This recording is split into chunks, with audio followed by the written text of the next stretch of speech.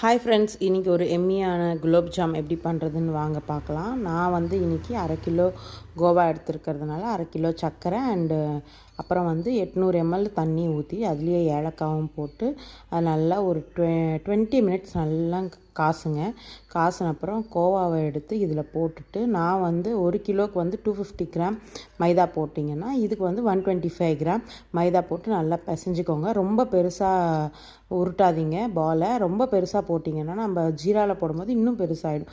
இந்த சைஸ்லேயே நீங்கள் உருட்டி வச்சுக்கினீங்கன்னா கரெக்டாக இருக்கும். அதுக்கப்புறம் வந்து நெய் தான் நான் ஊற்றி சுடுறது. நெய்யை ஸ்லிம் ஃப்ளேமில் வச்சு தாங்க நான் வந்து சுடுவேன். அப்போ தான் எல்லாமே சேம் கலரில் வரும். இல்லைனா நம்மளுக்கு எல்லாமே கலர் சேஞ்ச் ஆகும். பாருங்கள், எல்லாமே சேம் கலரில் இருக்குது.